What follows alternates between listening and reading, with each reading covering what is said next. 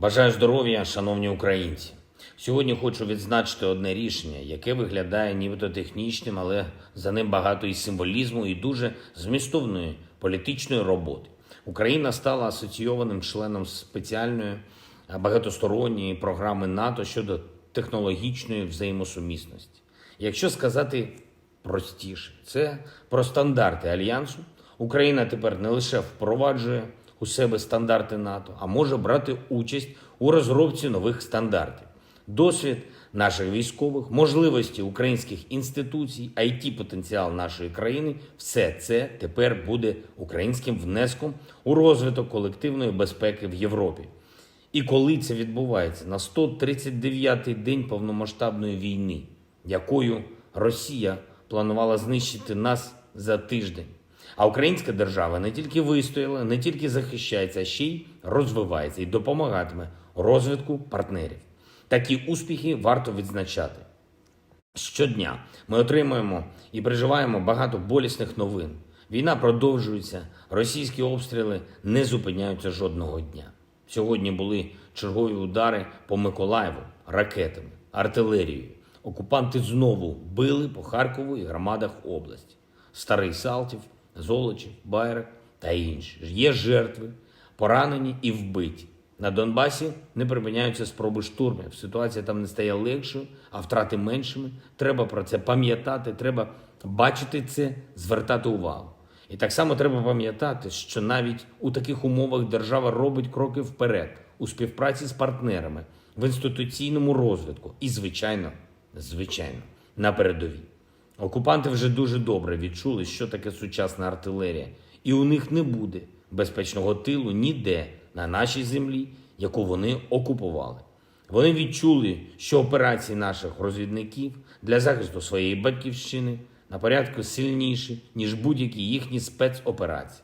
Російські солдати, і ми це знаємо з перехоплень їхніх розмов, відверто бояться наших Збройних сил.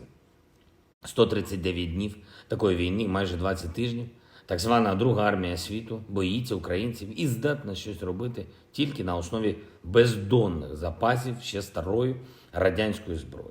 Немає більше у них ані стратегічної сили, ані характеру, ані розуміння, що вони взагалі тут роблять на нашій землі.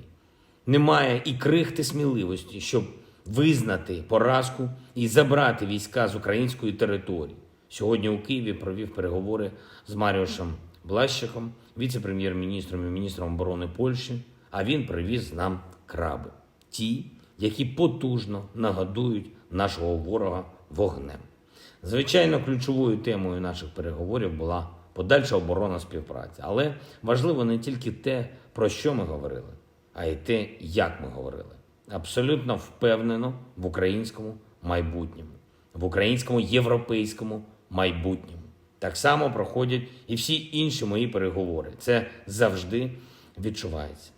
Попереду дійсно важкий шлях. На жаль, інакше неможливо, коли захищаєш свій дім від терористичної навали. Але зрозуміло і те, що попереду успіх нашої держави. Україна зможе захиститись, Україна зможе відбудуватись, Україна зможе реалізувати всі свої зовнішньополітичні цілі. Коли заради цього щиро працюють мільйони людей, кожен і кожна на своєму рівні, результат буде обов'язково. І ви знаєте, я чомусь дуже рідко дякував звичайним людям, які працюють в Україні, які, незважаючи ні на що, залишаються тут, які щодня роблять свою справу з вірою в Україну, з вірою в перемогу. Зараз хочу всім вам подякувати. Дякую, що ви у нас є. Дякую, що ви у України є. Ввечері, як і завжди, підписав указ про нагородження наших героїв. 156 воїнів відзначені державними нагородами, 56 з них посмертно. Вічна слава усім, хто віддав своє життя за Україну. Вічна слава усім, хто бореться за майбутнє для нашого народу. Слава Україні!